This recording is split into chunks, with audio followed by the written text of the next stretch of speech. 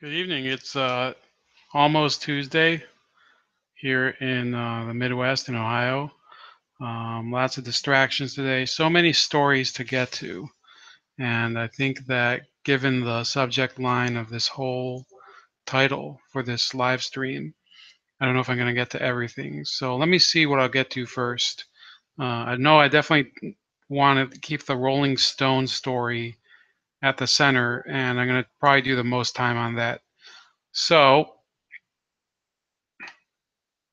let me see here.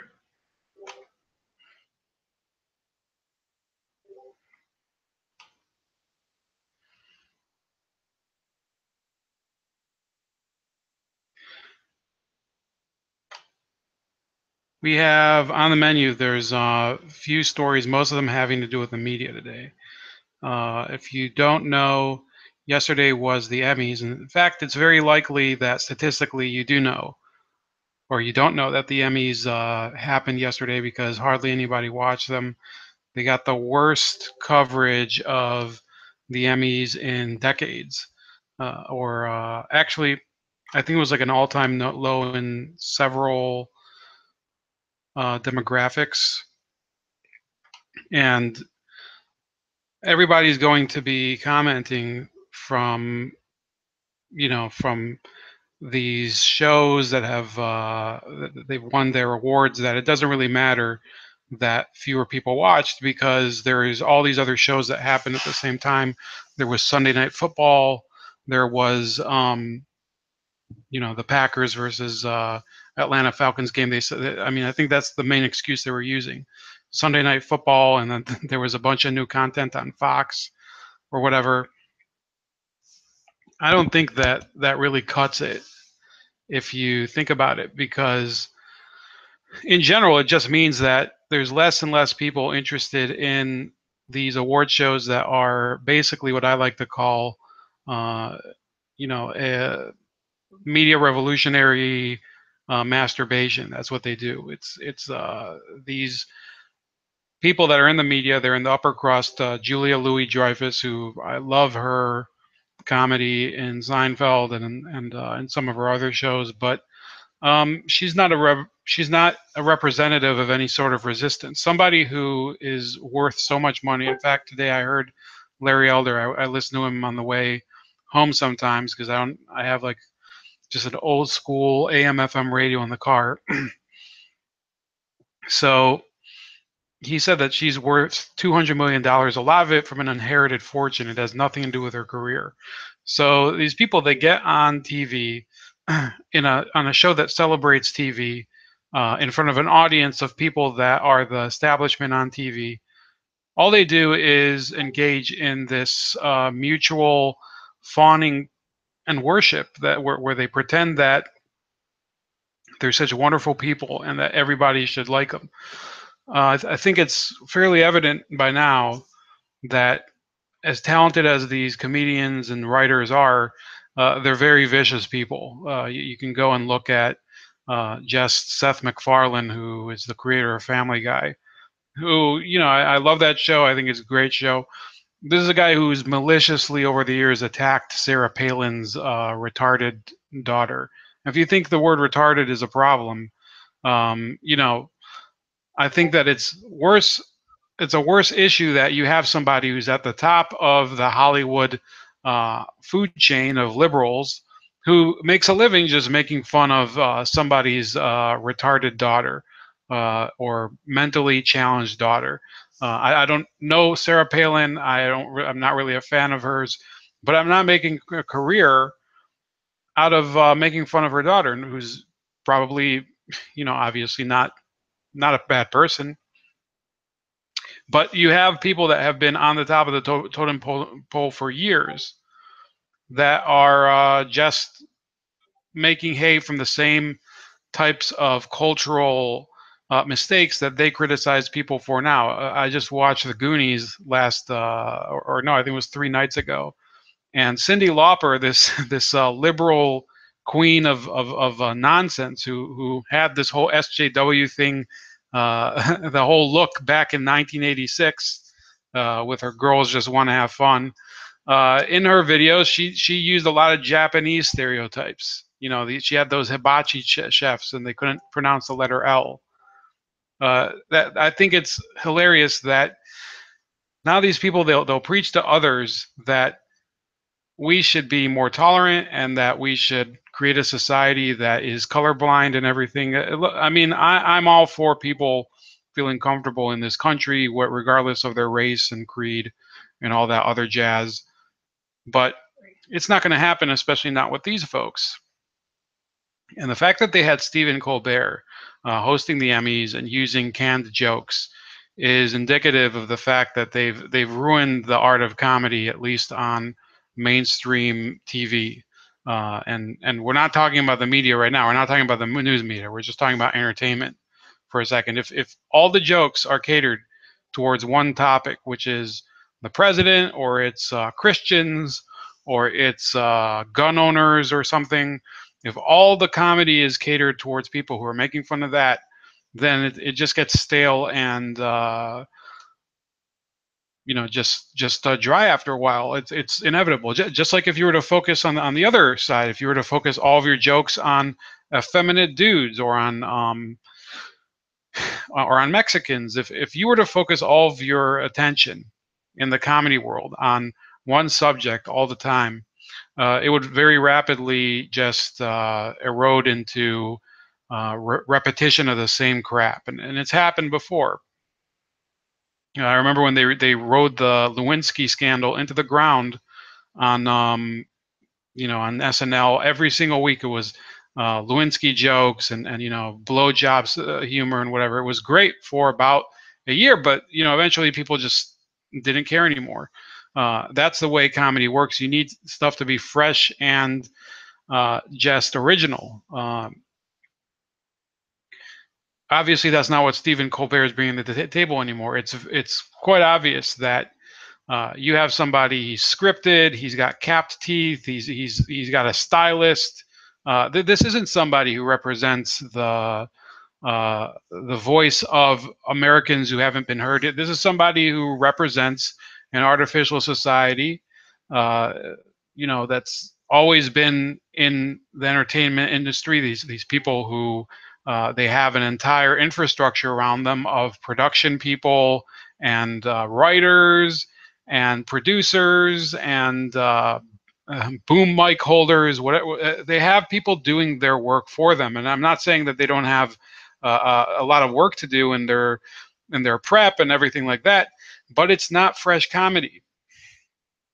And it's very obvious now. That's why for a while you had shows like Jackass that were making tons of money because it was just idiots doing stunts that were pretty impromptu. I mean, they were planned out, but you didn't have two takes like with the stupid Steve-O stunt where he falls off the bridge with stilts, and there's the porta potty rocket one.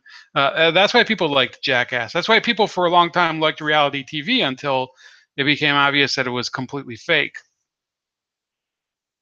So yeah, that's my thought on the Emmys. I think that probably deserves the least attention because it got the least attention this week and nobody gave a fuck.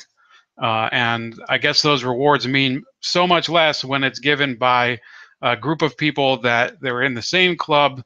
Julia Louis-Dreyfus, she now has apparently the most Emmy awards of any person in the history of the Emmy awards. But who cares anymore? These are just events where people in the same industry, they come out to celebrate each other. Why should it be any different from sometimes they have those conventions out in Iowa. I don't know if Dave Murphy is watching today. He's a guy that I've had on the stream before.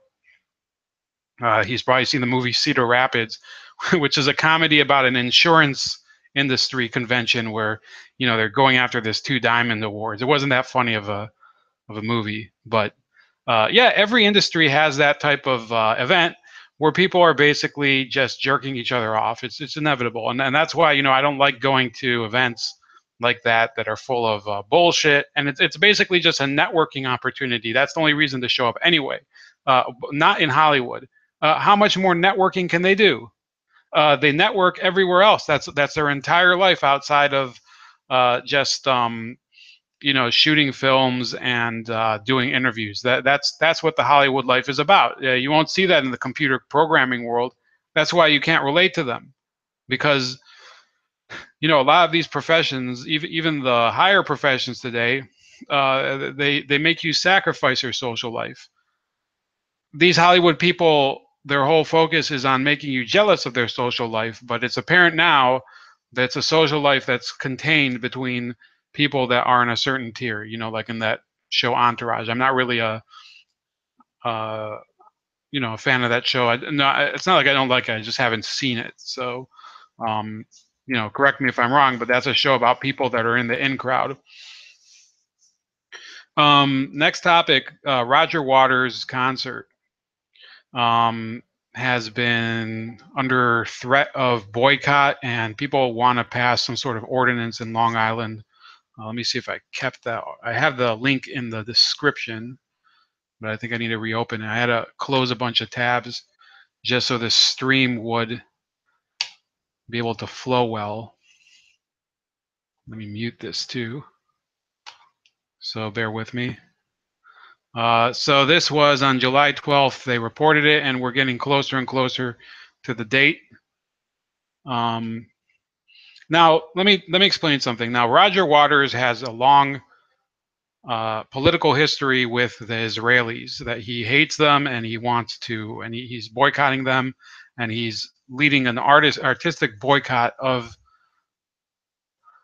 And any artist that goes and appears there, he says, you should be boycotting them, and otherwise you're basically supporting genocide. So I personally think that he has the right to call for a boycott. That's not really my issue with him. I just think he's a complete asshole. He's Now this concert is supposed to start on the night before Rosh Hashanah, the Jewish New Year. I'm also Jewish, and I'm also, from Israeli background. If you don't know, both my parents were born there. But no, I think I'm a freedom of speech absolutist. I think he should be able to perform wherever he wants. And I think that he should extend that right to everybody else, which he doesn't. He thinks that other people, when they go and appear in a foreign country, he thinks, oh, you're some sort of enabler of genocide and crimes against humanity. Well, Waters has been touring. Let me explain to you my issue with Roger Waters, and I'll do that right after I describe this case. They're trying to ban his concert. It says Nassau County Attorney Carnell Foskey is threatening to take legal action because the county has a law that bans companies that believe in the movement from doing business with the county. The movement is the Boycott, Divestment, and Sanctions movement. So I think, on a legal level, I think that is legal. The county or the state, whatever government it may be, is, I think that they do have the right legally to ban business with any entity they want. Do I think it's a good idea? I don't know, because, and by I don't know, I think probably not. Because as bad as the boycott, divestment, and sanctions movement is, it's a movement that's based on a lot of coercion. And sorry if I keep using the word coercion. I know at a certain point it's going to sound coercive when I say coercion, which I complain about a lot. It is coercive, though. It's intimidating people. Usually they'll go to stores, for example, and they'll slap stickers on products that are Israeli. I think people can boycott whatever product they want, or whatever concert they want, whatever artist they want. When you go out, though, and you slap stickers on certain things, and then as they do in the UK, they watch for people that are trying to buy some wines that are produced in Israel, and then they start shouting at them and harassing them. I think that is a step beyond freedom of speech. That's getting into the avenue of harassment, and that happens a lot. But that's not really why I have a problem with Roger Waters. Like I said, Roger Waters can advocate for BDS.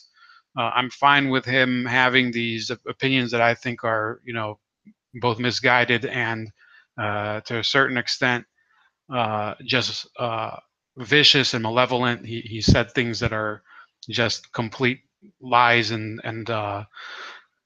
he's somebody, he's so biased that at this point he can't even see anybody disagreeing with him.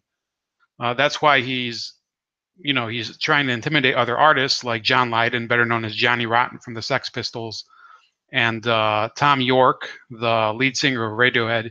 He's been trying for years to get artists like that to cancel their dates in Israel, and he's had success with some artists, and with other artists he's gotten pushback. York and Lydon are two examples, and they're two left-wing artists. They're not supporters of the Israeli government. They are critical of it, but they believe that the best way to spread your beliefs is to uh, or to encourage dialogue is to go to a place and perform there and meet the people and show that you are for a civil discourse. And I think Tom York, for example, I think is one of the smartest artists that there are out there. And what we're really seeing, and I'll look at the chat after a couple of minutes, but to see if any of you agree, but the activist musician, which was it was an iconic role for years and years, is falling apart. When I was a kid, you could see Rage Against the Machine they were huge activists, far left activists, by the way, but at the time I didn't care. You had Pearl Jam, Nirvana up to a point they were activists. You had Sinead O'Connor, an activist musician, and there was the whole Lilith Fair movement, and the grunge movement in general. They were very politically motivated. Slater Kinney, the Riot Girl movement in rock. And then there's the political element of rap. There are political rappers, not as many as there were gangster rappers. So the activist musician, it was a big thing for many years, and I don't think that I'm trying to say that there are plenty of musicians that have political views, but they don't make it a focal point of their work. But I'm talking specifically about activist musicians, that it's a major part of what they do. And the person who ruined that was Bono from U2. He had this tremendous ego. The person I forgot to mention was Bob Geldof from Live Aid. Bob Geldof is an activist musician to this day. The thing is that he doesn't make much music. It's mostly him just pretending that he has something smart to say and talking out of his ass. I think one of the funniest things I saw with Geldof was last year during the Brexit. He tried to block the Brexiteers, these fishermen who were sailing into the Thames River up to London. The Thames River runs into the English Channel. Fishermen that were protesting against the EU, they came in trying to protest for Brexit, and Bob Geldof was on another boat, a yacht, with a bunch of other millionaire celebrities throwing shit at them. And it was a huge public relations gaffe for his side, the Remain vote. So on the British side, you could probably say that Bob Geldof ruined activist journalism. This is a guy who he raised I don't remember how many millions. It must have been in the hundreds of millions of dollars for famine relief in Ethiopia that were virtually devoured by the communist government there in the 80s. Those of you that don't know, the Ethiopian famine in the 80s wasn't like a natural famine. It was basically created by a government that was trying to starve out rebel areas. And the media never represented it that way. They said, oh, we need to bring food there. And then when they delivered food there, the government basically gave it to people that they thought deserved it, and the people that didn't deserve it starved to death. That's a different topic for a different day, but yeah, that's what Bob Geldof did. He made one of the most famous concerts in the world with all these fuzzy, wuzzy feelings and people feeling good about themselves. And the food went to people who were cowed by the government in Ethiopia. Okay, and if you want proof of that, I can send you the article. Maybe I'll post it on the description later. I wasn't thinking about talking about it. But Bono was the person who ruined the activist musician worldwide, because during the 2000s under Bush, he couldn't shut the fuck up. He just was talking nonstop, and every concert he was pretending that he was the shit.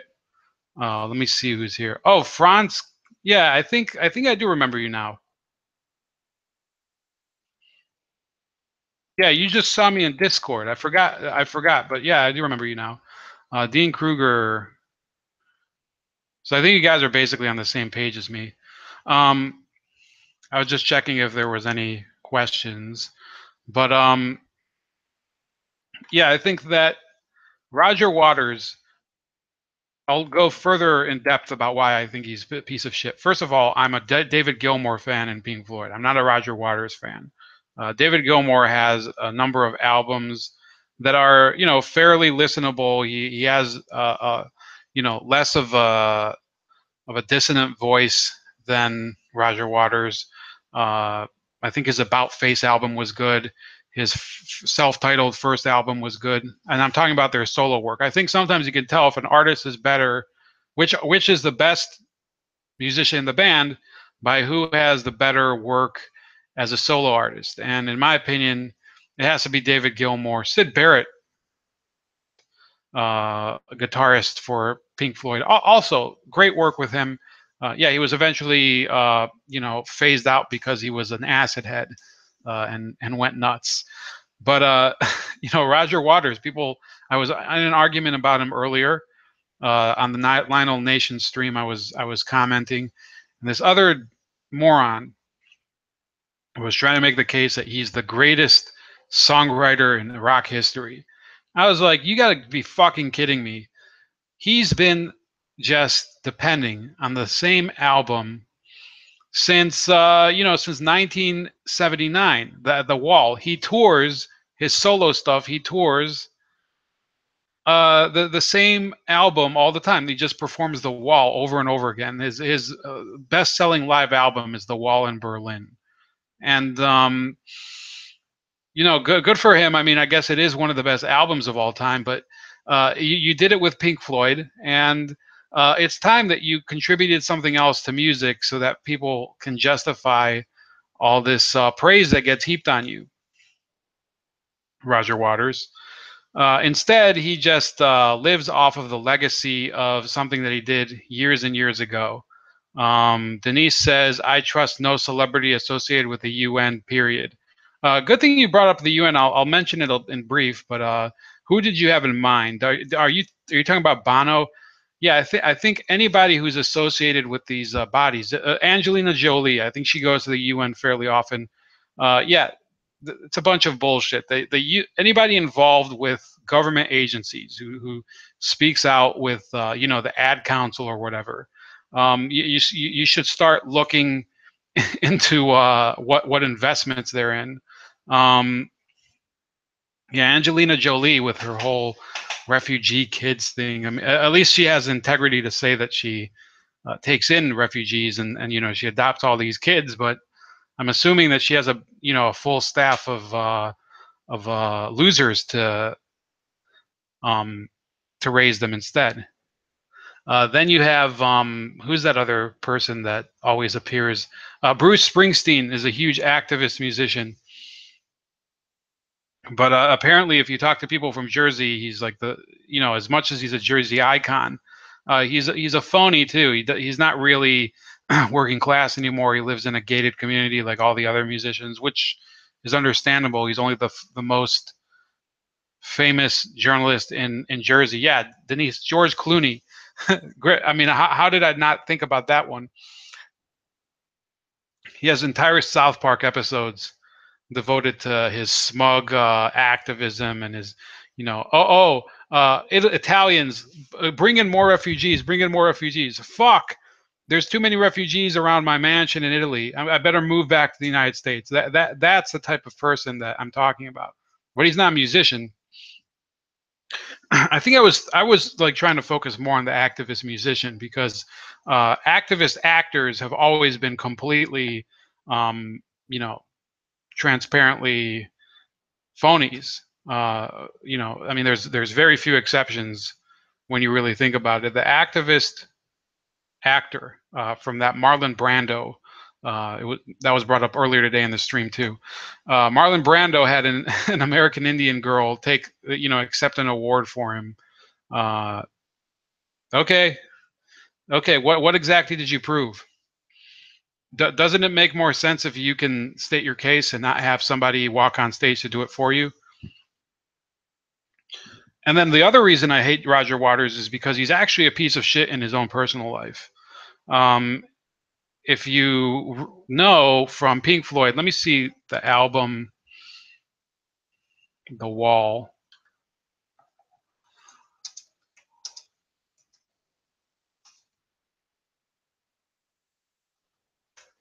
What's the name of that song where he's like on the phone with his trying to call his girlfriend or his wife, and another dude picks up.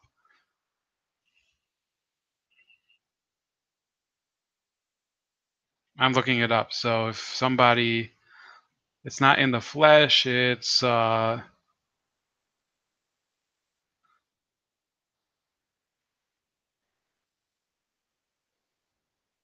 could be Young Lust.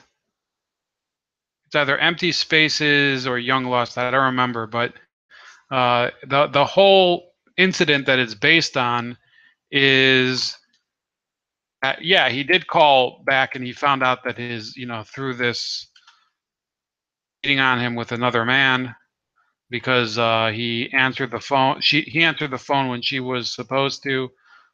Pretty pretty transparent. Let me see here, transparent theme to that. But apparently, let's see here.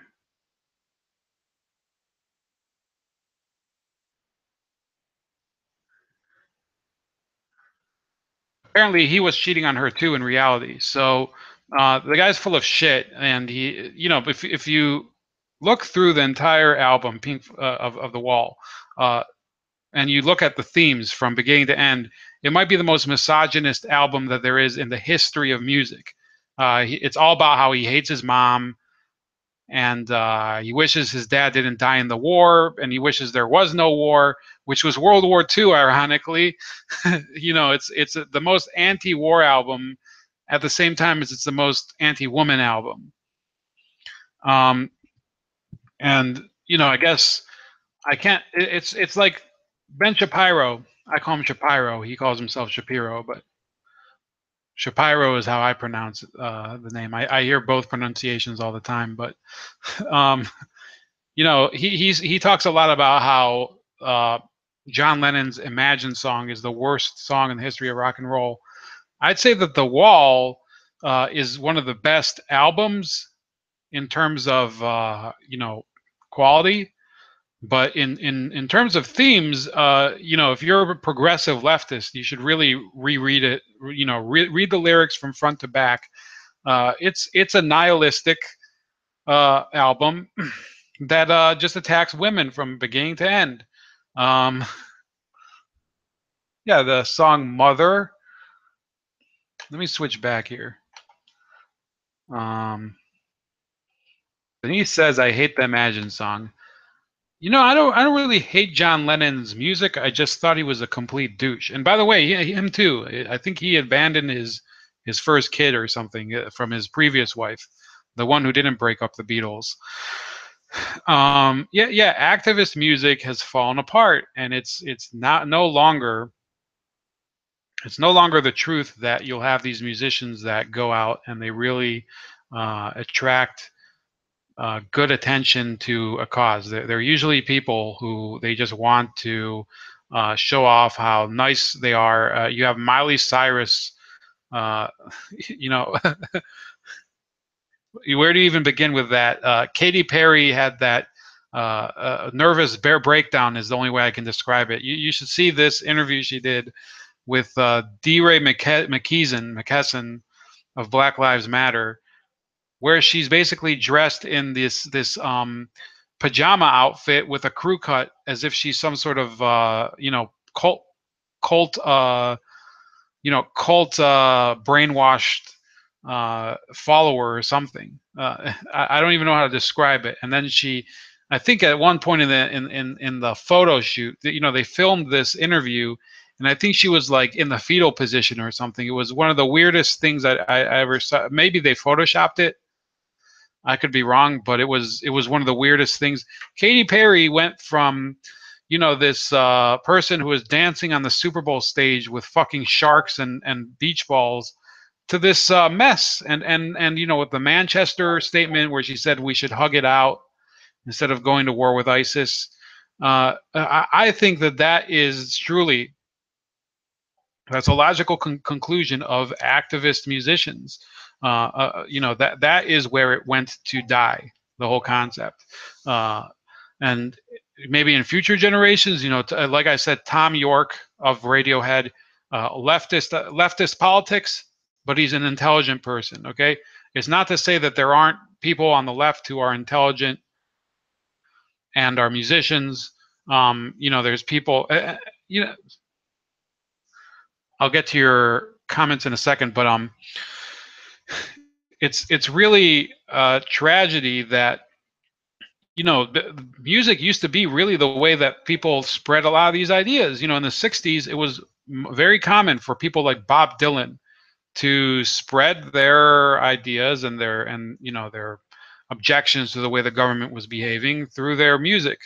Bob Dylan, Jimi Hendrix, Creedence Clearwater Revival, Lynyrd Skynyrd. By the way, they were they were pro civil rights, but also pro Southern.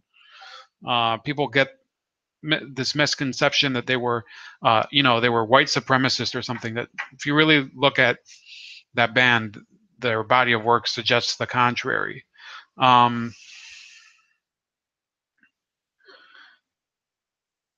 France says she's an example of what the lefty drug does to you.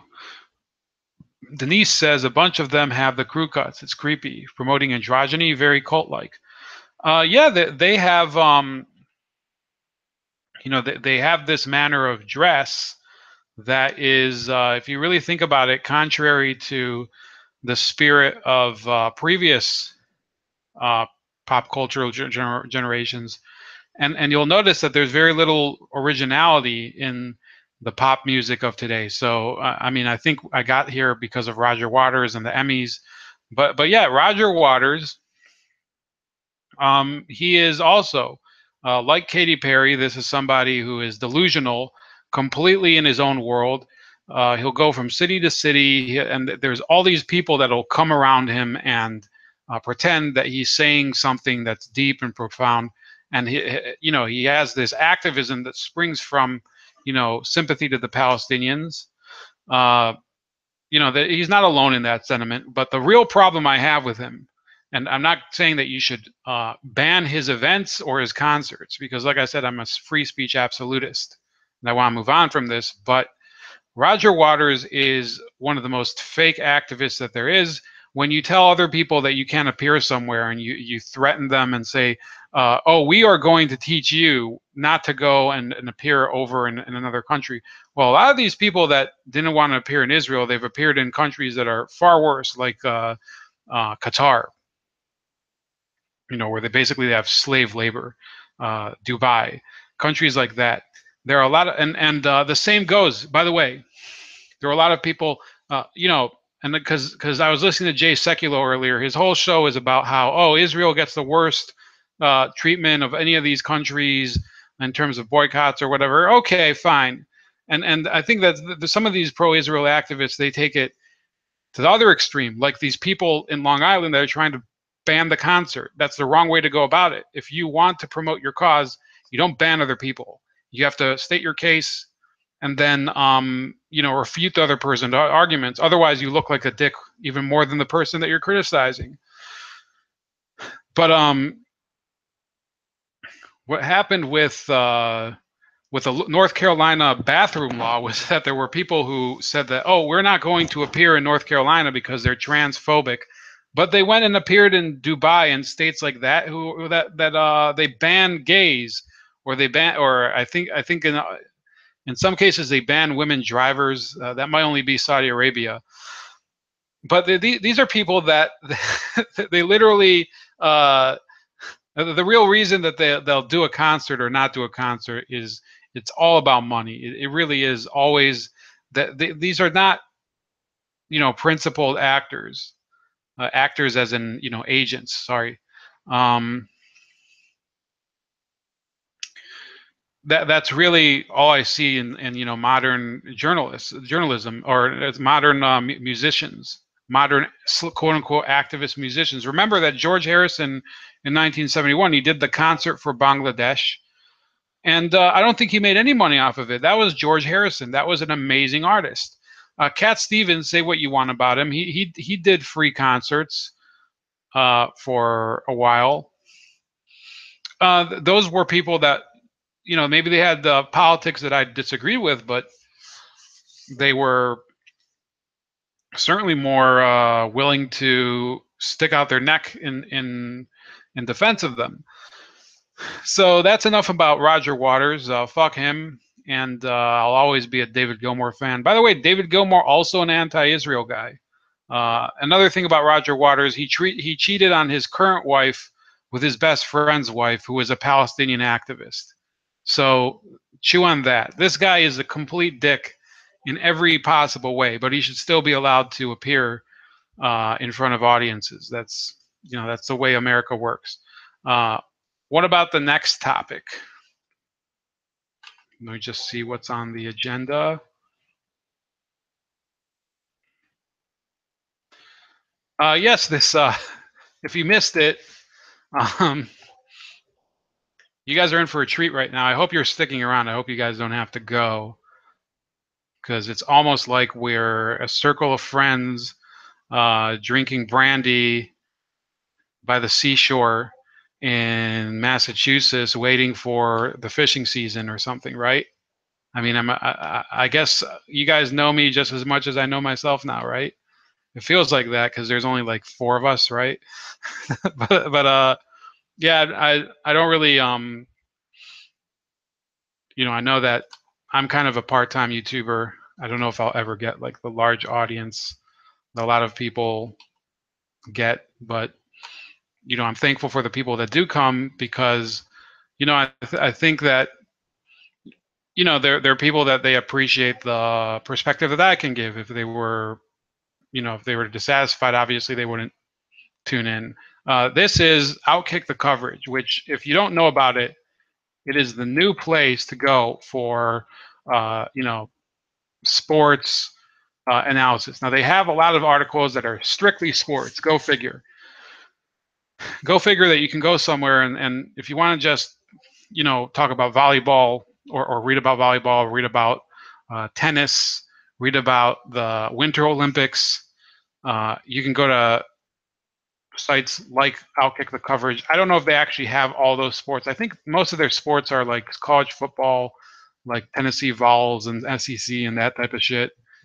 More of the Southern college football scene. But on Friday, if you missed it, their founder, Clay Travis, a former ESPN contributor, went on CNN, and they were asking him, "Oh, what do you think the problem is with, uh, Jamel Hill?" And he responded that the problem was that ESPN had already stated they don't believe in the First Amendment, and his belief was that he believed in two things: the First Amendment and boobs. It says even here, on Friday afternoon, I went on CNN and said the only two things that had never let me down were the First Amendment and boobs. It's a statement I've made hundreds of times, either in written or spoken form, including on CNN's headline news, also to a female host, on the day before, and on this exact same website on the very day I went on the show. And the resulting kerfuffle, a woman and another guest, hold on, let me hide this stupid window, took offense, and before you knew it, I was the #1 trending topic in America, on my way to adding 40,000 Twitter followers in a little over 24 hours. I, by the way, just followed him. Let me see here. I think I already followed him, though. Whatever. Now it's Monday, and the resulting couple of days have proven one important fact. I was the only honest person involved in that CNN interview. And then he says, excuse me, fire Butch Jones, CNN caught lying about me, ESPN execs counting numbers of times I say boobs. Now, I've been the center of media hurricanes quite a few times over the past 14 years since I started writing online in 2004, so the resulting tempest doesn't impact me very much. In fact, I love to be at the center of a media storm. It's where I'm most comfortable. I knew that eventually the faux rage would subside, and what would be left behind me was me with just a ton more people who love what I do, which is exactly what has happened. But I do think this episode is instructive of where we are in modern day media, where manufactured outrage drives massive story interactions, even if they are rooted in inauthenticity. There were 3 people on that on that CNN show on Friday afternoon, and I was the only one who was 100% honest and whose story didn't change at all over the ensuing days. Brooke Baldwin, the CNN host, was a total fraud, as was the former ESPN.com editor there to debate me, Keith Reed. Now, if you haven't seen this video, I can't share the video and have the audio come over well, so just go to this site. It's in the subject. It's in the description, by the way. Go there afterwards. If there's one story you check out from this video, it should be that one because it's hilarious. This Brooke Baldwin, by the way, this is a woman who she couldn't take the use of the N-word on her program by a guy, and she just shut down. She said, "Oh, go to commercial break. We can't have this on the channel." So let's keep reading, and I'll get back to her. It says, even more alarmingly to the general public, CNN blatantly lied to the media, and the media covered their story as 100% truth without even seeking a comment from me. So let's unpack all this. But first, let's begin with the video itself for those of you who haven't seen it yet. Before we start talking about the actual video, it's important for you to know the setup here. I'm appearing via a camera in my house. This means I am staring directly into a camera without any idea what is on screen, or even, to be honest, who I'm talking with. I wouldn't have known Brooke Baldwin if you'd put her in a lineup alongside 20 other CNN anchors. I knew she was a woman based on her voice, but that's about it. I don't sit around and watch news on TV. In fact, I get roughly 99% of my news from the written world.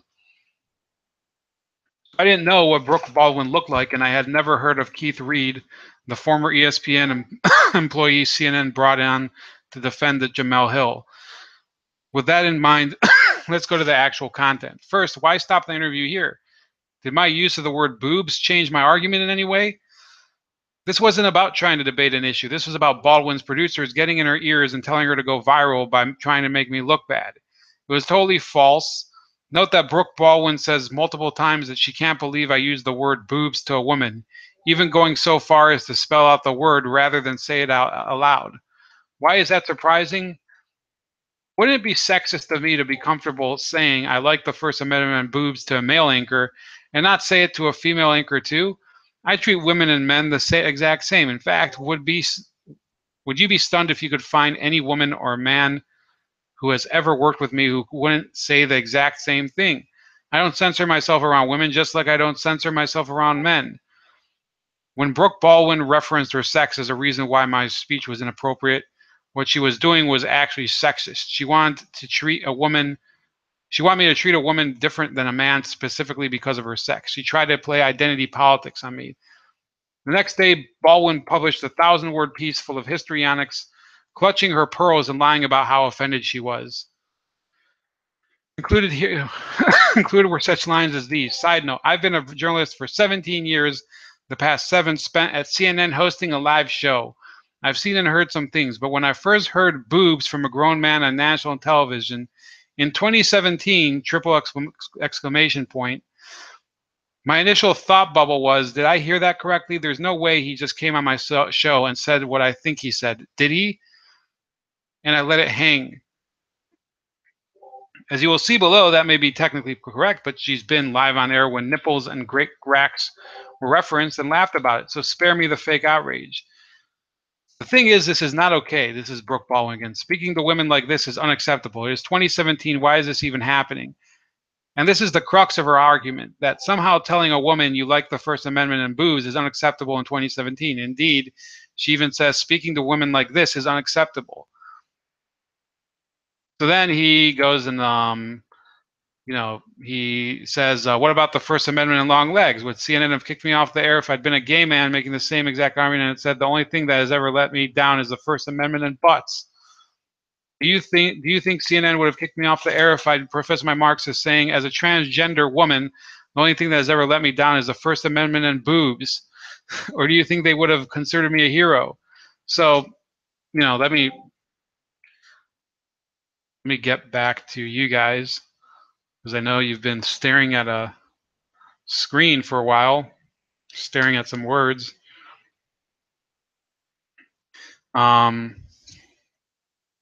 Yeah, I think you guys have the same reaction as me. Here's my reaction to this, okay? And I think Clay Travis is he's got fantastic content, by the way, and I do agree with him. But I think there's a larger issue that he didn't touch, which is that you're an anchor on prime time, or whatever hour of the day on a 24 hours news network, and you're dealing with stories of people getting basically drone striked, or mass Ebola outbreaks, or hurricanes, and people getting basically thrown out of their homes, and opioid crises, and all of those tragic and traumatic issues. So if you're on the air covering all those issues, why is it that suddenly you are basically reduced to a puddle of pudding by the word boobs?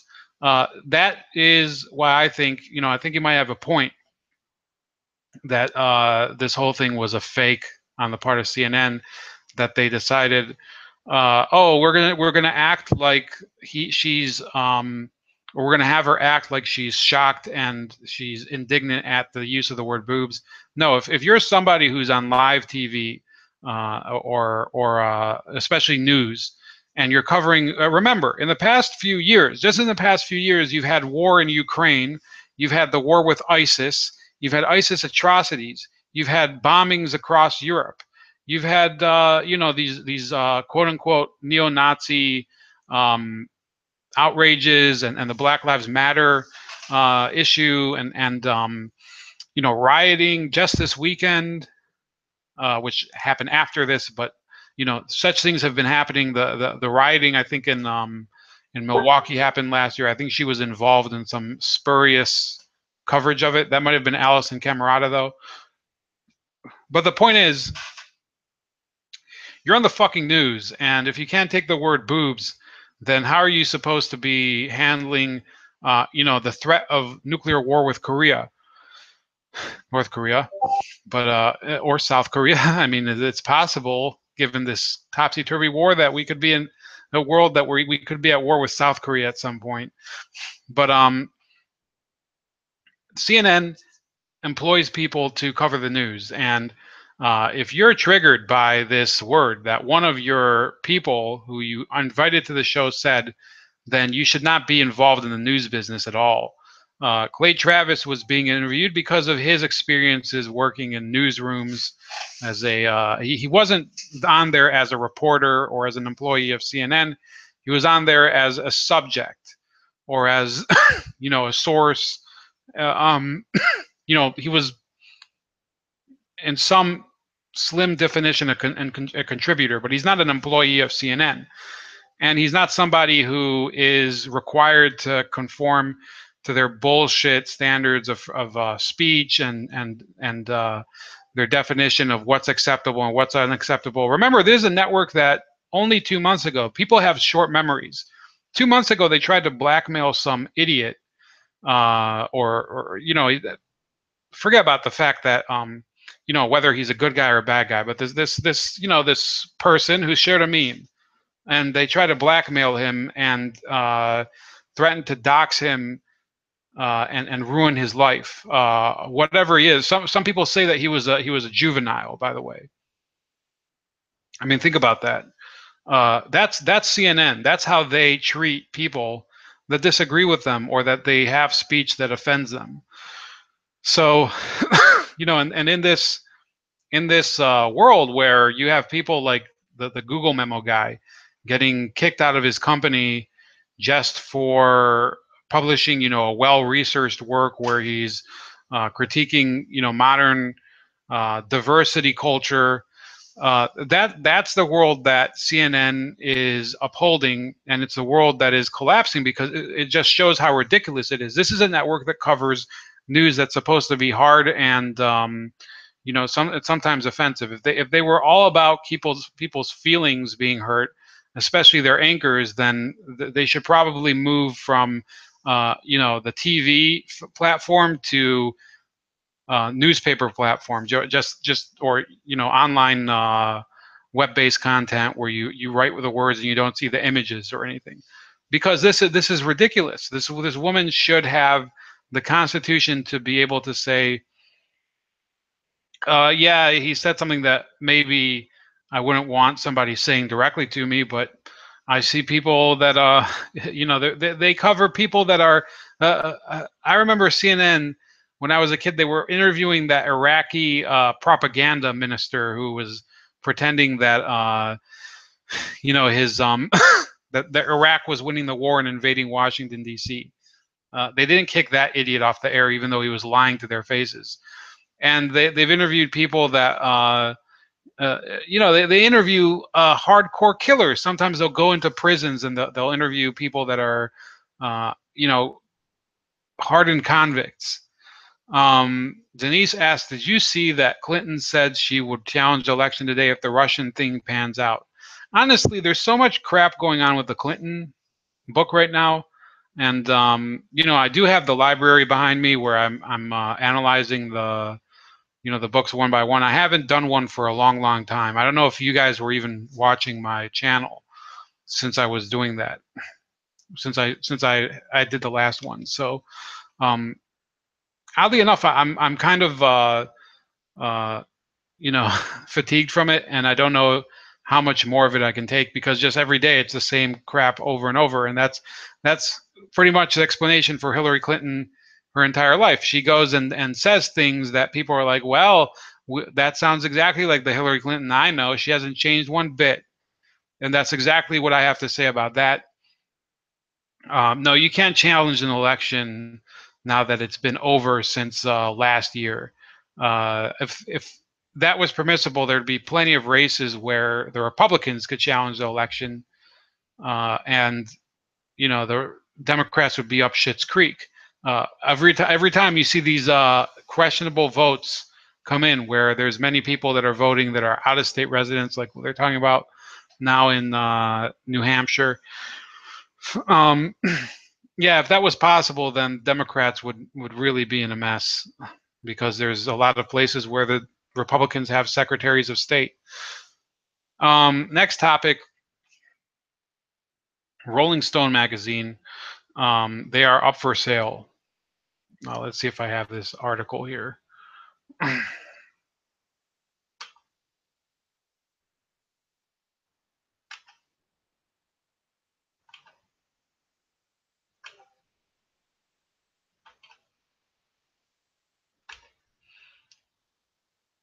Says here, Rolling Stone rock and roll magazine turned liberal cheerleader up for sale. This is from The Guardian. If The Guardian's saying that you're a liberal cheerleader, it really is a sign that you've gone a little too far. And Rolling Stone went not a little too far. They went so far that I think they ended up on the other side of the asteroid belt or something. For almost 50 years of seminal covers and epoch-shifting articles, owners seek buyer with lots of money. That pretty much sums up the real meaning of Rolling Stone magazine. But Rolling Stone magazine is the lowest of the low. It's complete garbage when it comes to journalism. It says it is the magazine that described investment bank Goldman Sachs as a great vampire squid wrapped around the face of humanity. George W. Bush as the worst president in history, and featured a photo of a naked John Lennon curled around Yoko Ono on its front page. But after almost 50 years of seminal covers and epoch-shifting articles, the owners of Rolling Stone have put the title up for sale amid financial difficulties. Founded by Jan Wenner in 1967 when he was a 21-year-old hippie student in California, Wenner now runs the rock and roll magazine turned liberal cheerleader with his son Gus, president of the family publishing company. On Sunday, the pair announced they were planning to sell their remaining stake in the title that has ruthlessly skewered public figures and helped to launch the careers of such influential creatives as photographer Annie Leibovitz and the gonzo journalist Hunter S. Thompson. Hunter S. Thompson, by the way, I don't know if all of you are from the United States. He's one of the best writers in the in the past 50 years in the U.S. He's dead, but he's the guy who wrote Fear and Loathing in Las Vegas. There's a level of ambition that we can't achieve alone, Gus Wenner, 27, told the New York Times in an interview to announce a search for a buyer. So we are being proactive and want to get ahead of the curve. The pressure on the publishing industry from the rise of the internet, a costly libel battle, and financial deals that, with the benefit of hindsight, look like unwise. The Guardian needs to, proofread its own stories, have combined to prompt the Wenners to consider their opinions. Jan Wenner says he wants to find a buyer that understands Rolling Stone and has, quote, lots of money. The 71-year-old said, Rolling Stone has played such a role in the history of our times, socially and politically and culturally. We want to retain that position. Both Wenners are keen to remain involved with the magazine after it is sold. I bet they are. Jan Wenner founded Rolling Stone as a student at Berkeley alongside Ralph J. Gleason, a columnist and jazz critic at the San Francisco Chronicle who shared his passion for music. Lennon appeared on the cover of the first issue. The magazine still revolves music, film, and TV, but has also become renowned for in-depth features and interviews on U.S. culture that have become news themselves. These include Matt Taibbi's evisceration of U.S. investment bank Goldman Sachs in 2009 as the world reeled from the worst financial crisis since 1929. Taibbi famously described how Goldman alumni ended up in powerful government positions around the world, writing of the bank, the world, forget it, I already know what this says. Rolling Stone's liberal ideology is also involved into one of its hallmarks. It has published high-profile interviews with Bill Clinton and Barack Obama, both conducted by Jan Wenner himself, and in August it put a photo of Canadian Prime Minister Justin Trudeau on its cover with the headline, Why Can't He Be Our President? It has been a constant critic of U.S. President Donald Trump and pilloried George W. Bush with satirical cartoons on its front page, including one headlined, The Worst President in Our History, ? The cover of Rolling Stone frequently carried provocative images, and starring on its cover remains a sought-after honor for musicians and actors. Leibovitz was behind many of Rolling Stone's most memorable early covers, including the photo of Lennon and Ono in 1981. Lennon was shot dead just hours after the photograph was taken. Other celebrated contributors to the magazine include Thompson and Tom Wolfe. Thompson's novel Fear and Loathing in Las Vegas was serialized by Rolling Stone and eventually was adapted into a film with Johnny Depp playing Thompson. Here's Jan Wenner and Bette Midler. However, the magazine's reputation and finances were badly damaged when it retracted a 2014 story about an alleged gang rape at the University of Virginia, with a review finding that Rolling Stone did not undertake basic journalistic procedures to verify the facts. So they finally got to the meat of the story, and Jan Wenner says that it was his worst mistake on Rolling Stone. He bought back 50% stake in Us Weekly for $300 million in 2006. Us Weekly, a tabloid, yeah. He's buying shitty tabloids too. This icon of rock and roll buying into a shitty tabloid, very very progressive. And they've been selling out parts of it. Looking back on the past 50 years, Jan Wenner said he never expected Rolling Stone to barrage into politics. Back then, if it was a viable news magazine, a viable music magazine, that would have been the biggest ambition. Wenner said, I didn't envision that it would be a magazine that would be involved in presidential elections and would be going to the White House and interviewing the president on Air Force One.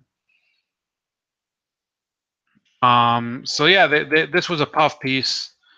They barely went into the real issue behind the rape on campus or any of the other crap that was going on. And this is the focus of my entire video. I'm sorry that it took about 45 minutes to get here. And I'm getting kind of tired, but I have plenty of time and energy to talk about Rolling Stone is the biggest turd in journalism of all time, in my opinion, after their a rape on campus story. But they have other stories that were also complete crap, including where they bashed Stanley McChrystal in 2010. Stanley McChrystal was the head of U.S. forces in Afghanistan. And he criticized President Obama while talking to one of the journalists that was with him from Rolling Stone. And as a result, Obama fired McChrystal. But he kept the forces in Afghanistan. So ironically, even though he changed the general because he criticized him, he accomplished literally nothing there in Afghanistan. So that's another little nugget that Rolling Stone's given us. Another one that is not shown here is that they actually featured Dzhokhar Tsarnaev, the Boston bomber, the younger of the Boston bombers, the one that survived. They featured him on the cover looking like some sort of pop icon. And it was basically, you know, for an article that was sympathetic of, let me see if I can get the cover at least.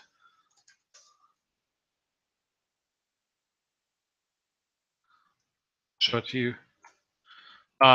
You know, people don't remember these things, but it really isn't that long ago. I think it was in 2013 they at least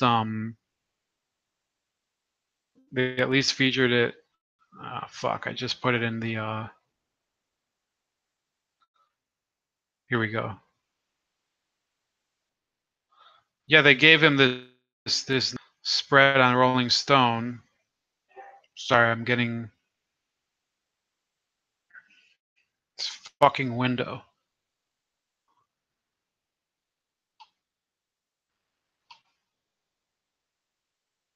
So Matt Taibbi, their shell journalist, crazy left-wing journalist, he says, explain the Rolling Stone cover by a Boston native.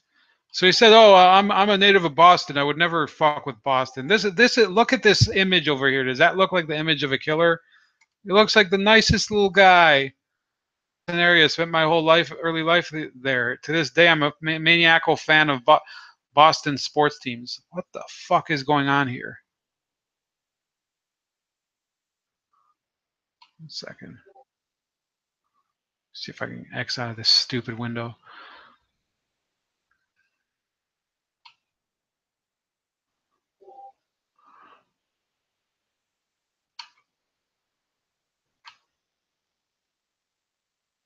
Oh, geez.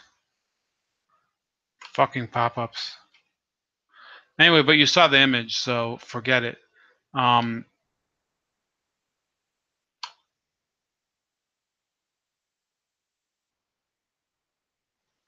See if I can get it again. I heard my employers being bashed on the Mutt and Merloni show on WEEI, one of Boston's top 2 main sports talk stations, one of the places I turn to not think about the news. I'm from Boston, but I also lived for almost 10 years in Moscow, Russia, where Chechen terror attacks were routine and a very real threat to the public on a daily basis. And, you know, he says, oh, I have a lot of sympathy for the victims in Boston. And I was in the shadow of Chechen terrorism. I was particularly upset to learn that Dzhokhar Tsarnaev had spent time at UMass Dartmouth, a place where my friends and I would ride bikes as kids. You know, and then he starts making all these excuses. Putting Dzhokhar Tsarnaev on the cover of Rolling Stone automatically glamorizes him because the cover of Rolling Stone is all by itself a piece of cultural iconography that confers fame and status.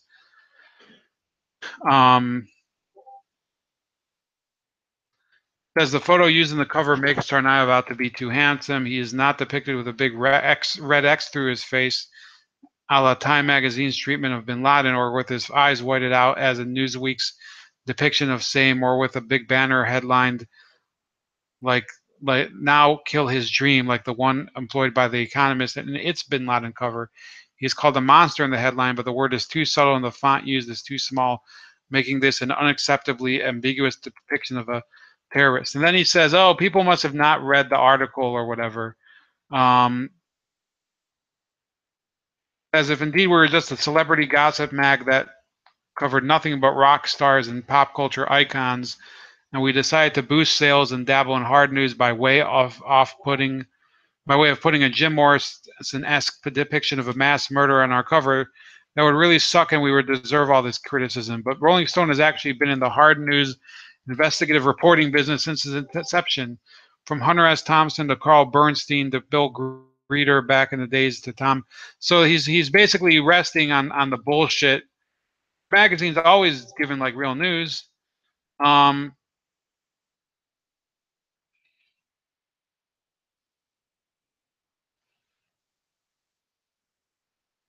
then it says, if the Rolling Stone editors had brought Tsarnaev into its offices near, it should be into their offices, near Rockefeller Center, wined and dined him, and then posed him for that Jim Morrison shot, then yes, that would be reprehensible. But that's not what the magazine did.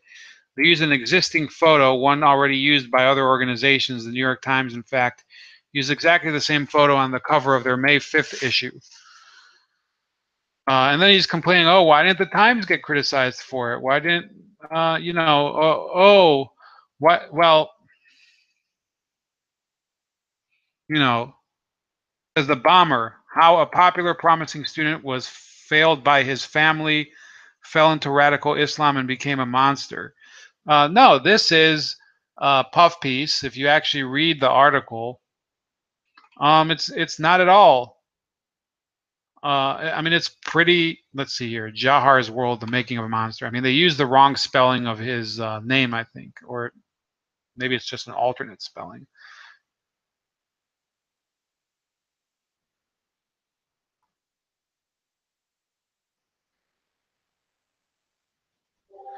It says the fact that Dzhokhar Tsarnaev is young and in the same age group as many of our readers makes it all the more important for us to examine the complexities of this issue and gain a more complete understanding of how tragedy like this happened. And then they go on this that they're a magazine. I just think that they're completely full of shit. And this Tsarnaev story, to be honest with you, fine. I'm saying yes, I believe in absolute freedom of speech. And they can write an article that's super, even an article that's sympathetic to Tsarnaev or the Boston bombing, and I guess that it's covered under the First Amendment. But Rolling Stone, in reality, is one of those magazines that, for example, they took all this pride in their story about Goldman Sachs. Well, who did Goldman Sachs contribute to the 2016 election? I think you all know the answer to that, and you can leave that in the comments section.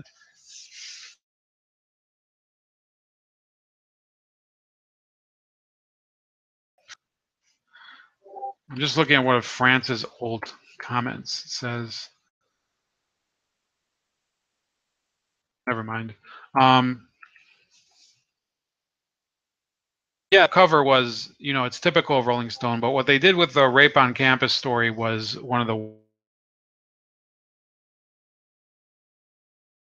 worst of journalism. Only touched on it briefly.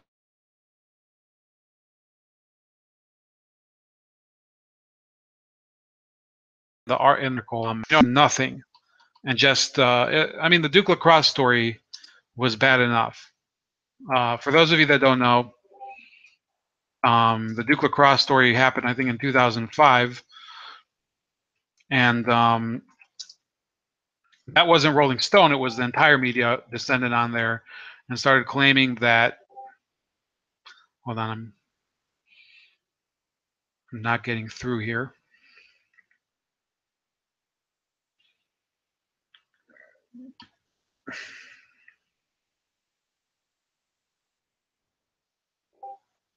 So yeah, the Duke lacrosse scandal was the entire media focusing on an alleged rape that didn't happen. Okay, and it's often compared to the Duke lacrosse scandal, but it's worse because the Duke lacrosse scandal, at least there was a victim who, went to the police and filed a complete report and everything. In the case of the UVA rape scandal, which happened in 2014, um, that was an invention by a student that was trying to get some attention, and she definitely got some attention, but she remained anonymous, and she got these members of a frat, um, raked over the coals.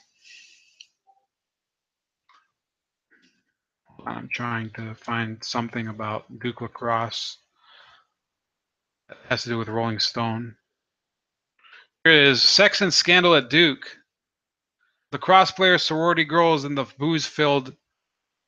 Hold on. Booze-filled culture of the never-ending hookup on the nation's most embattled campus. So they were plenty ready to just do the same thing back in 2006. It says on a night in late April, barely a month after the rape allegations that have rocked the campus of Duke University, the brothers of Delta Tau Delta, one of the school's top fraternities, are having a party at Shooters, a Durham, North Carolina dive just south of the Duke campus. Saturday evening, and the men are celebrating spring, a new class of freshly initiated brothers. The imminent end of the school year, warm water, girls in halter tops. It's 1 a.m. and everybody's covered in bubbles. This is not just any fraternity party. It's a foam party, a sweaty, alcohol-soaked. So they go and they start the integrity of these people that are, they're typical college kids. I didn't really have the same lifestyle in college. I was kind of a commuter student. Certainly not the type of guy that would go to Duke. I went to commuter school here.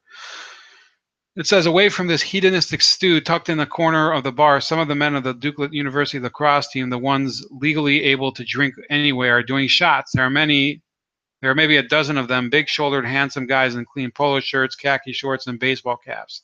Depending on which side of the story you believe, 3 members of this team, none of whom are at Shooters tonight, may or may not have raped a black 27-year-old single mother hired to strip for a frat party in March at the start of spring break. DNA tests have been run on the team. The tests came out negative. Nevertheless, 2 men have been indicted. A third would be indicted a month later. Since the story broke in March, lacrosse parents have descended upon Durham in support of their sons, joining forces with a dozen or so lawyers representing members of the team, including Robert Bennett, who defended Bill Clinton during the Lewinsky scandal, hired as a consultant. So I think this was a more even-handed coverage than it was in 2014 when they did the UVA scandal.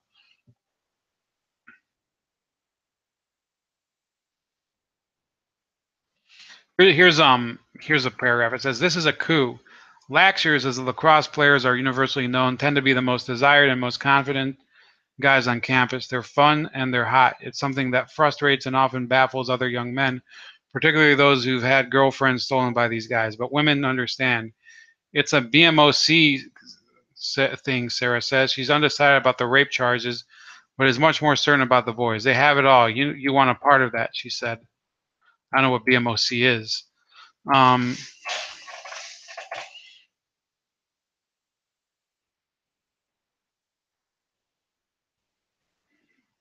so I just want to say that I'm happy that Rolling Stone is collapsing and that it's going to be sold. I hope it gets sold to somebody who dismantles it to the floorboards. This is a magazine that, like I said, we started off today. We're talking about, among other things, activist musicians, and what happened is that you have a lot of these musicians that they abandon their real craft, which is supposed to be music, and they go into politics almost full time, and that's not what I believe is the true spirit of being an artist. Okay, you can of course have your opinions, and you can do symbolics and things like that, and work your opinions into your art, whether it's painting or music or sculpture or even writing.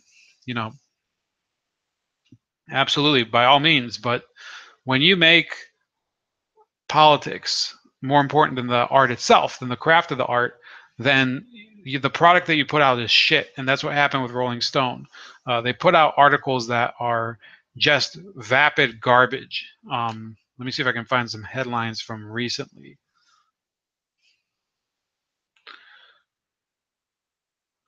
So it has an interview with The Edge. I'm sure Franz would like that. The Edge from U2. The Edge on U2's Songs of Experience and Bono's Brush with Mortality. Um, The Ethical Slut Inside America. Oh, here we go.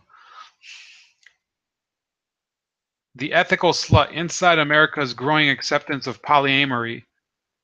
Millennials are increasingly embracing non-monogamous relationships, and the 1990s guidebook that helped popularize them is getting an update. So they're all about just here's another one. Inside the sex party that lets straight women be gay for a night. You know what? I have no problem with but okay, fine. It's just that all the entire magazine is about that. They don't do anything on. I mean, they do some stories on music, some, but it's supposed to be Rolling Stone, a music magazine. Instead, they're doing inside. You know, I am going to read this. It's you know, I might be reading it silently. So, um, says Skirt Club was created to give women a place to comfortably explore their sexuality. What happens when a queer party plays into hetero norms? Oh, this is good. This is the invitation to Skirt Club. This might be good for me, and I think Denise might leave. Uh, you know, but I think that unfortunately says, did you see? No, she hasn't commented.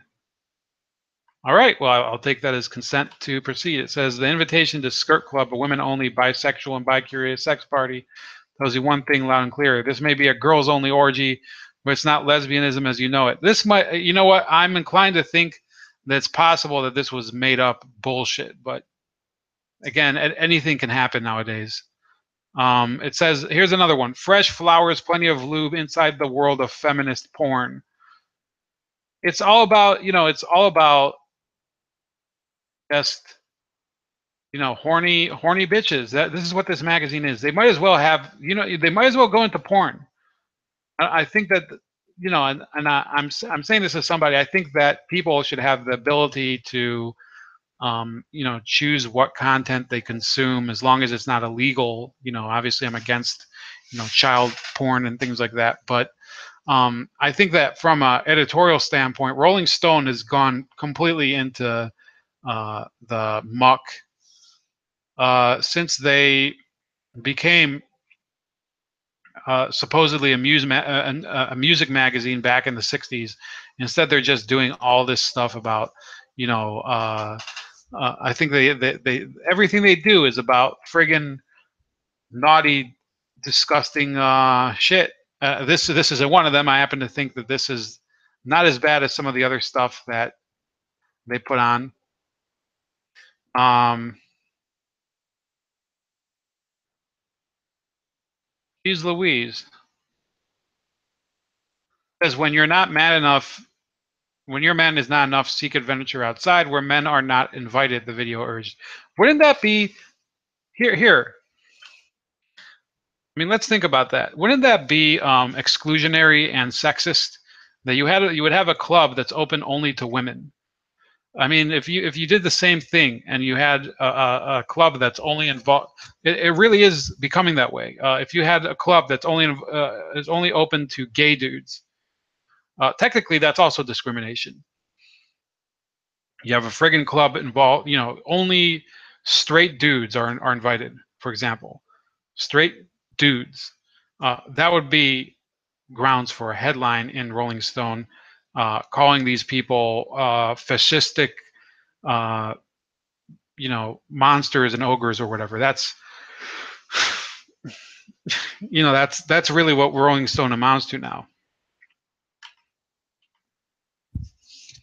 What's another headline here? This magazine. I might be the only person who reads Rolling Stone anymore. Then they have something about a real story. Bobby Heenan, a wrestling promoter. I've heard a lot about him recently. I personally don't care because I'm not into wrestling.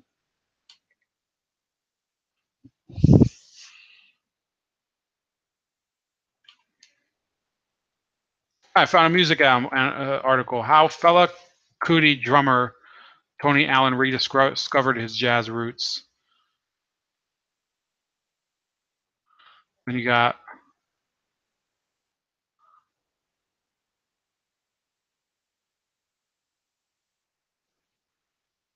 here they do. Tom Brady hopes Colin Kaepernick gets another shot in the NFL.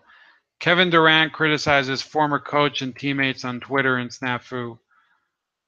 Then there's a promotional one from Dodge Ram.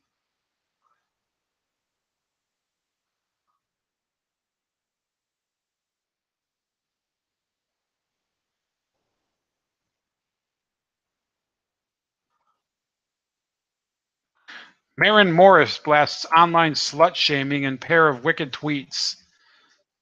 So, let's close. Yeah, this is a garbage magazine. It's just they don't put anything good out.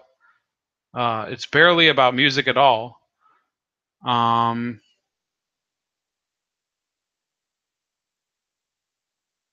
do something on the March of the Juggalos, which is just a weird thing that happened a couple days ago.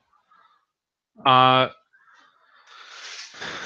am happy. I don't know about you guys. I'm happy that Rolling Stone is going to be they're going to be sold, and that we won't have to hear from the Wenners anymore.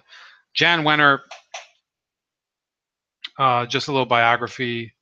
He wrote for the Daily Californian, which is the newspaper of Cal Berkeley. He was part of this free speech movement in the '60s, and now he's completely sold out to these. This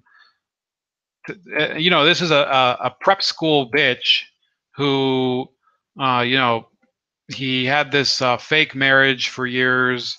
He did discover a lot of talented people like Hunter S. Thompson, Joe Klein. It says here Cameron Crowe. That's the director, right? Joe Esterhaas. I know he's a writer, great writer, Joe Esterhaas, and P.J. O'Rourke, who became a conservative. Um, and, he was very talented back in the day, but it's over. He does personal interviews with Bill Clinton, Al Gore, John Kerry, and Barack Obama. This guy is this is a party organ for the Democratic Party's cultural wing, and it should be consigned to the dumpster because the Democratic Party's culture has rotted completely to shit. So that's it for today. It's Ramon, bald like a leopard. Like this video, subscribe. And tune in next time. There might only be one more stream this week, if at all. So, until then, have a great night.